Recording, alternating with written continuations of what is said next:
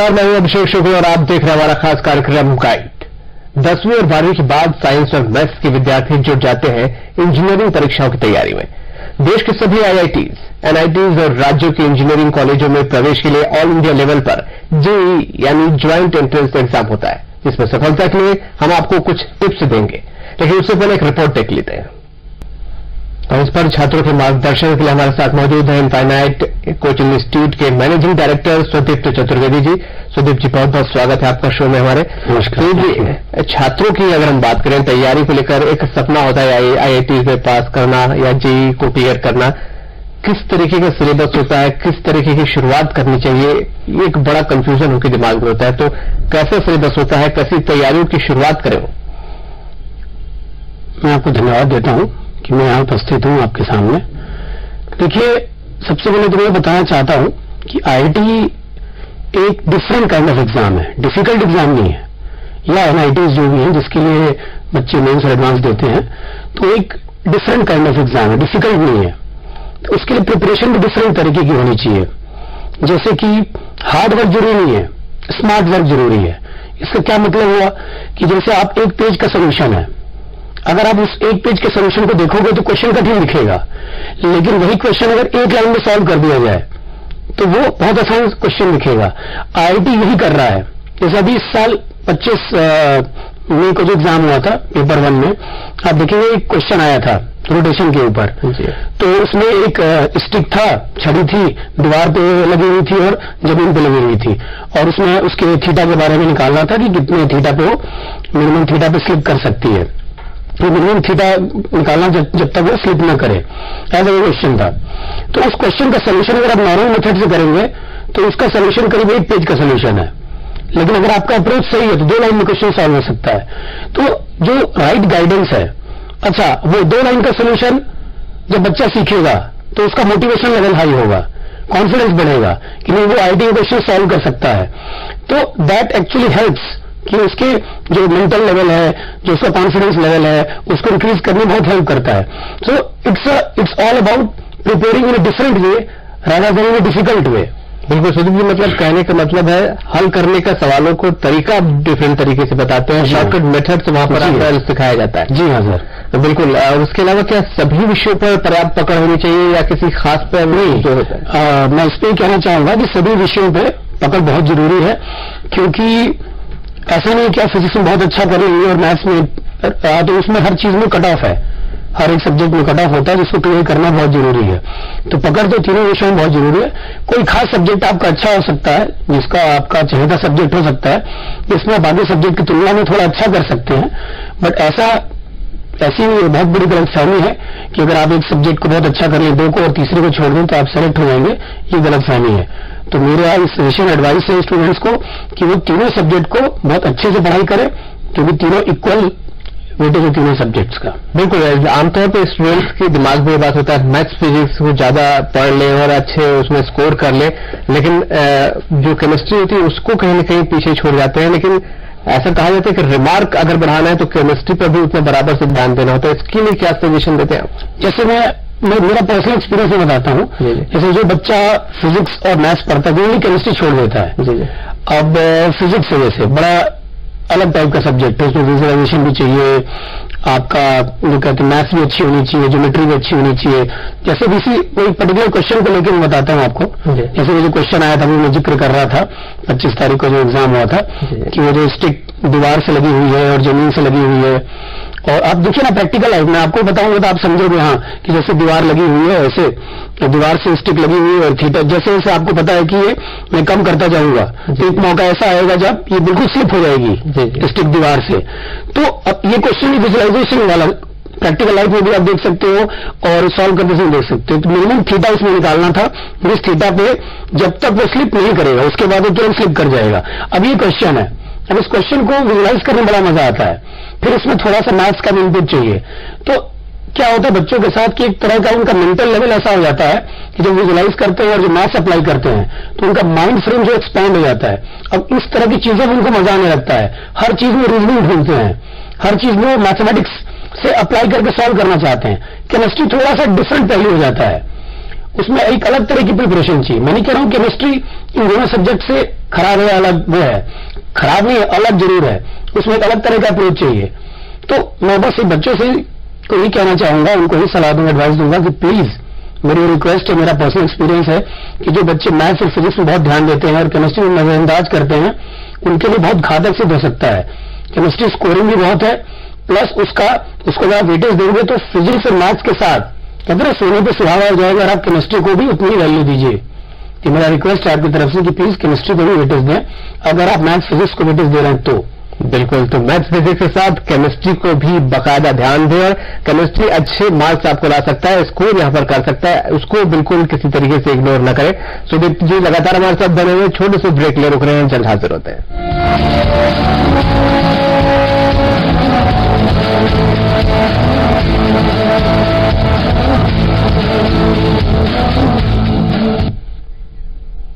स्वागत है। ब्रेक के बाद हमारे साथ इन्फिनाइट कोचिंग इंस्टीट्यूट के मैनेजिंग डायरेक्टर सुदीप्त चतुर्वेदी जी बने हुए इस वक्त।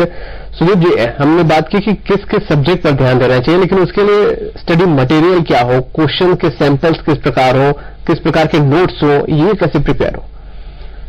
देखिए, इसमें तो सबसे अच्छा ये हो जाता है कि अगर आपको कोई अच्छा गाइड मिल जाए, एक अच्छा टीचर अगर मिल जाए, तो आपको फिर सारी आपकी 80% हेडेक कम हो जाती है। अगर टीचर अच्छा मिल जाए तो स्टडी मटेरियल वही दे देता है, वही सारे नोट्स भी दे देता है, वही क्वेश्चन बैंक भी दे देता है। लेकिन अगर किसी वजह से अगर आप अच्छा गाइड नहीं मिल पाया तो आप खुद भी प्रिपेयर कर सकते हैं, ऐसा नहीं, बट एफर्ट्स ज्यादा लगते हैं। अच्छा गाइड है तो वही चीज आपको जो 6 घंटे में आप सीखते हो 6 मिनट में बता देता है। अगर वो गाइड नहीं है तो फिर आपको 6 घंटे मेहनत करनी पड़ती है। तो ऐसे नहीं है, वो जो भी आपके कंसर्न गाइड्स हैं, जो भी आपके दोस्त मित्र हैं जो उन गाइड से रिलेटेड हैं, उनसे आप सलाह लेके, या जो भी एक्सपर्ट उस फील्ड में, उससे आप सलाह लेके, कुछ अच्छी बुक्स हैं, बहुत ज्यादा किताबें भी नहीं पढ़नी है, कंफ्यूज हो जाओगे आप, क्योंकि बहुत सारी किताबों में गलत चीजें भी लिखी हुई हैं। अगर फिजिक्स की मैं बात करूं, मैं फिजिक्स पढ़ाता हूं, तो बहुत सारी किताबों में गलत भी लिखा हुआ है, तो उससे आप गुमराह होने का चांस होता है। तो एक अच्छी बुक, एक अच्छी सलाह और एक अच्छी गाइड के हेल्प से आप वो स्टडी मटेरियल, वो बुक, मैं एक बात कहना चाहूंगा कि बहुत हार्ड वर्क करने की जरूरत नहीं है, स्मार्टली आप चीजों को मैनेज करिए। अगर आप स्मार्टली मैनेज करेंगे चीजों को तो अच्छा परफॉर्म करेंगे। जैसे कि जो चीजें आप ये पता कर लो कि सिलेबस में क्या क्या चीजें आती हैं, फिर आप प्रीवियस ईयर्स के 30 ईयर्स पेपर के एनालिसिस कर लो। बहुत सारे क्वेश्चन आईआईटी में रिपीट होते हैं। 1983 का क्वेश्चन था जिसमें एक गैस कंटेनर में भरी हुई थी, उस कंटेनर को सडनली रोक देते हैं, तो बताइए गैस के टेम्परेचर में कितना राइज होगा, फॉर एग्जाम्पल। अभी 83 में क्वेश्चन आया था, वही क्वेश्चन 2003 में आ गया आईआईटी में। ऐसे 91 का क्वेश्चन एक था जो 2001 में आ गया, फिर 2004 में आ गया, थर्मल एक्सपेंशन का क्वेश्चन था। तो ये मैं क्यों बता रहा हूं आपको कि आप जब पिछले 30 साल 35 साल का पेपर आप सॉल्व करोगे आईआईटी का, तो एक तो आपको आईआईटी का फ्लेवर मिलेगा कि किस तरह के क्वेश्चन चाहता है। बोनस में फायदा क्या मिलेगा आपको, वही क्वेश्चन आने के चांसेस रहते हैं। अगर वो क्वेश्चन आ गया तो आप बहुत ही बढ़िया परफॉर्म कर सकते हो। तो this is called smart work. आप कहते हैं ना अपनी धुन में अंधे होकर आप तैयारी कर रहे हो, अंधाधुन ये पढ़ रहे हैं वो पढ़ रहे हैं, ये हार्ड वर्क कर रहे हो आप और अपनी एनर्जी वेस्ट कर रहे हो। आपको जो गेम खेलना है उस गेम के रूल्स पता होने चाहिए।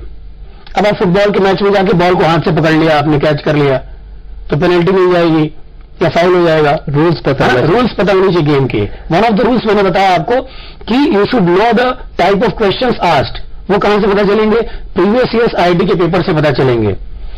इसके अलावा क्या इसकी जो पढ़ाई होती है 10th की बात शुरू कर देनी चाहिए, क्योंकि 11th और 12th के भी क्वेश्चन आपने बहुत ही अच्छा पूछा सर, और मैं बच्चों को ये सलाह दूंगा कि अगर वो 10th के बाद पढ़ाई शुरू करते हैं तो बहुत फायदा होगा। जैसे एक फायदा बताता हूं मैं आपको, उनको 2 साल मिलेंगे तैयारी करने को, तो प्रेशर कम हो जाएगा उनके ऊपर। सबसे बड़ी बात जो मैं कहना चाहता हूं, आपने सुना होगा कि गीली मिट्टी जो होती है तो उसको कोई भी शेप दे सकते हो आप उसको, और जब 10th के बाद बच्चा निकल के आता है फ्रेश होता है, बिल्कुल गीली मिट्टी का समान होता है। तो जो भी चीज को सिखाई जाएगी वो बहुत जल्दी ग्रैस्प करेगा। जो 11th 12th के बाद जब आता है तो यत्र तत्र सर्वत्र से उल्टी सीधी चीजें सीख के आता है। पहले उसके दिमाग से वो चीजें हटानी पड़ती हैं, फिर उसको सही चीज डालनी पड़ती है, फिर असिस्टेंस भी होता है उसके सामने बहुत ज्यादा। 2 साल का कोर्स उसको 1 साल में करना होता है। तो ये सारी दुविधाओं के साथ, वो सारी दिक्कतों के साथ उसको बहुत प्रेशर आ जाता है दिमाग। प्लस 12th के बाद चूंकि आता है तो सोशल प्रेशर भी होता है, उसके साथी सेलेक्ट हो चुके हैं, उसको सेलेक्ट होना बहुत, तो तमाम चीजें होती है जो क्यूमुलेटिव इफेक्ट आता है, जिसकी वजह से वो उसकी परफॉर्मेंस डाउन हो जाती है। अभी मैं रिसेंट जो डेटा आपको बता सकता हूं कि लास्ट 10 ईयर से जो बच्चे टॉप कर रहे हैं आईटी में, जिन बच्चों को मैंने पढ़ा जो टॉप किया, जिन्होंने बच्चों को टॉप 100 में जो आते हैं, टॉप 10 में जो आते हैं, वो मैक्सिमम बच्चे, मैक्सिमम क्या आप कह सकते हो कि टॉप 10 में तो ऑलमोस्ट ऑल द बच्चे जो भी है, लास्ट 10 ईयर की बात बता रहा हूं, वो 11th से ही तैयारी शुरू कर दिया था, 10th के बाद 11th 12th। लास्ट 10 ईयर्स का यह आंकड़ा है कि ज्यादा सक्सेसफुल बच्चे वही हो रहे हैं जो 11th से तैयारी स्टार्ट कर रहे हैं, 11th 12th और 12th के साथ डायरेक्ट सेलेक्ट हो जाते हैं वो। बिल्कुल। सुदीप जी, एक कंफ्यूजन छात्रों के मन में ये भी देखने को मिलती है कि जेईई मेन का जो पैटर्न है AI-EEE जैसा है, क्या इसमें कितना सच है? आप कह सकते हैं कि कुछ हद तक ये सच है। मैं आपको क्या बताऊं, जेईई मेन जो एग्जाम हो रहा है, आज से 6 साल पहले जब AI-EEE था तब भी उसमें आईटी के क्वेश्चन कॉपी होते थे। अब आईटी तो ब्रांड वैल्यू है। जी जी। अब जेईई मेन वाले सोचिए आप कि मतलब जो क्वेश्चन आ रहे हैं वो क्वेश्चन आईटी के प्रीवियस ईयर के क्वेश्चन आ जाते हैं। अब मैं आपको बोल रहा था ना, पिछले 30 साल के क्वेश्चन कर ले आईटी के। सबसे बड़ा फायदा है एग्जैक्ट डेटा के साथ, कोई चेंज नहीं है क्वेश्चन में, और एग्जाम में आया था मेंस में। अभी इस साल एक क्वेश्चन आया था फ्लूइड डायनेमिक्स पे, जो आईटी के 91 में आया था, 92 में आया था, I think, I am not sure, पर 91-92 में क्वेश्चन आया था आईटी में फ्लूइड के ऊपर। Same question as it is mains exam में आ गया इस साल। मैं अपने बच्चों को हमेशा बोलता था कि प्रीवियस ईयर के पेपर करो, और उन्होंने किया, वो सीधे आंसर टिक करके आ गए। तो देखिए कितने बेनिफिशियल रहा उनके लिए। तो कह सकते हैं 6 साल पहले, 5 साल पहले जब AI-EEE ऐसा हुआ करता था, तो पहले भी आईटी क्वेश्चन आते थे, आज भी आईटी क्वेश्चन आते हैं, तो बहुत ज्यादा डिफरेंस नहीं है। बिल्कुल, ये फायदा यहाँ पर एक तरीके से मिल सकता है। तो सुदीप जी लगातार हमारे साथ बने हुए, छोटे से ब्रेक के लिए रुक रहे हैं, ब्रेक के बाद इस चर्चा को आगे बढ़ाते हैं।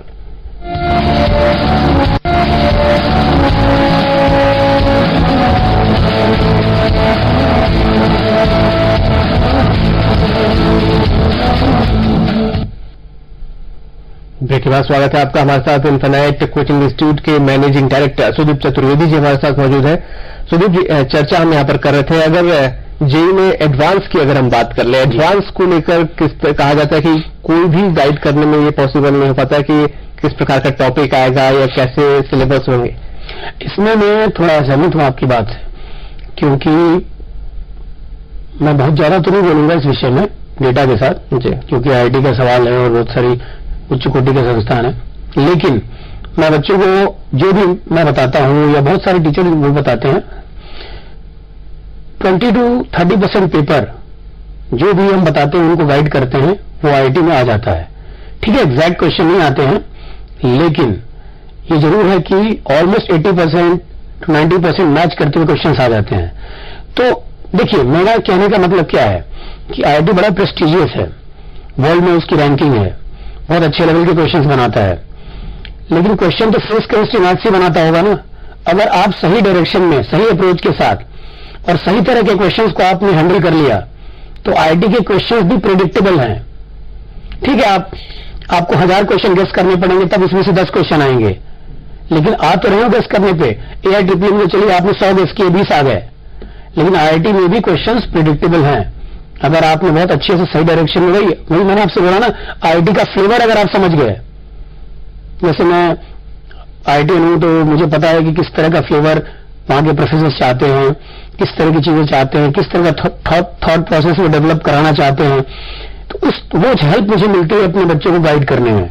और जो प्रीवियस ईयर्स के पेपर हैं, किस तरह की एनालिसिस चाहते हैं वो क्वेश्चन किस चीज पे बनाना चाहते हैं। जैसे मैं आपको एक छोटा सा एग्जांपल देना चाहूंगा कि जब आईटी का पैटर्न चेंज हुआ था और पैराग्राफ बेस्ड क्वेश्चन आने शुरू हुए थे, तो पहली बार उन्होंने मैग्नेटिक लेविटेशन पे एक पैराग्राफ दिया था, ट्रेन जो जमीन से ऊपर उठ के चलती है, इस पर उन्होंने पैराग्राफ बनाया था। फिर एक पैराग्राफ सुपर कंडक्टिविटी पे आ गया था, हाई टेम्परेचर सुपर कंडक्टिविटी आजकल रिसर्च का बहुत बड़ा टॉपिक है। और फिर एक बार न्यूक्लियर फ्यूजन पे क्वेश्चन आ गया था। ऐसे बहुत सारे क्वेश्चंस हैं जो अभी इस साल ही जो हम डिओड्रेंट लगाते हैं, डिओड्रेंट पे क्वेश्चन आ गया इस साल आईटी में। तो प्रेडिक्टेबल होते हैं क्वेश्चन, ऐसा नहीं है। अगर आप अच्छी बुक्स पढ़ें, जैसे कुछ क्वेश्चन इस साल आईटी में आया तो बहुत सारी बुक्स में उन क्वेश्चन का जिक्र है। अच्छा, सुदीप, एक बात कही जाती है आईआईटी यहाँ पर क्लियर करने के लिए, पहुंचने के लिए वहां तक प्रॉब्लम सॉल्विंग आपका नेचर होना चाहिए, कैपेसिटी होनी चाहिए, इसके बारे में क्या है? देखिए, प्रॉब्लम सॉल्विंग का मतलब ये है कि कोई भी सिचुएशन आपके सामने आ सकती है। आईआईटी के इंजीनियर्स की वैल्यू क्यों है? क्योंकि उनके पास आंसर नो होता ही नहीं है। वो ऐसा कहते ही नहीं कि मैं क्वेश्चन सॉल्व नहीं कर सकता। तो सिचुएशन ऐसी आ सकती है जो कि बड़ी अनप्रेडिक्टेबल सी होगी, नई सिचुएशन, सरप्राइजिंग होगी। और सरप्राइजिंग सिचुएशंस को हैंडल करने का सबसे इंपॉर्टेंट क्राइटेरिया है टेम्परामेंट। अगर आप टेम्परामेंट लेवल पे आप स्ट्रांग नहीं हो तो आप क्या होगा कि सकम कर जाओगे सर्कमस्टांसेस को। आप कहते ना कि वो बिल्कुल जवाब देगा बस हो गया, मुझसे नहीं हो सकता। तो आईआईटी की प्रिपरेशन जो होती है उसमें सबसे बड़ी चीज जो डेवलप होती है वो आपका टेम्परामेंट है, वो आपका एटीट्यूड। कहते हैं ना एटीट्यूड डिसाइड्स एल्टीट्यूड। बिल्कुल सुदीप जी, समय कम है, आपसे एक बात जानना चाहूंगा, खुद आप आईआईटीएन रहे हैं, प्रेशर कैसे हैंडल किया जाए? प्रेशर हैंडल करने के लिए बस मैं ये कहना चाहूंगा, बड़ी सिंपल सी बात है, छोटी सी बात है कि enjoy what you are doing. If you are enjoying what you are doing then result is for free. जैसे अगर मुझे फिल्म देखने के पैसे मिलने लगे, मुझे खेल खेलने के पैसे मिलने लगे तो कितना मजा आ जाए, खेल का खेल खेल लिया, पैसे के पैसे मिलने लगे। वैसे ही if you are enjoying what you are doing then result is for free. तो आप अगर एंजॉय करने लगे तो प्रेशर अपने आप हैंडल हो जाएगा और आपको ऐसा लगेगा कि आपने कोई प्रेशर देखा ही नहीं, कुछ लिया ही नहीं, एंजॉयमेंट के साथ साथ मुफ्त में सिलेक्शन हो गया। बिल्कुल, बहुत खास टिप्स आपने यहाँ पर दी। तो हमारे साथ इन्फिनाइट कोचिंग इंस्टीट्यूट के मैनेजिंग डायरेक्टर सुदीप्त चतुर्वेदी जी थे। बहुत अहम यहाँ पर टिप्स सुदीप जी आपने दिए, इसके लिए बहुत बहुत शुक्रिया आपका। छात्रों को निश्चित रूप से फायदा पहुंचेगा, उम्मीद करते हैं। तो इस चर्चा को यही विराम देते हैं। खास पेशकश में आज इतना ही। नमस्कार।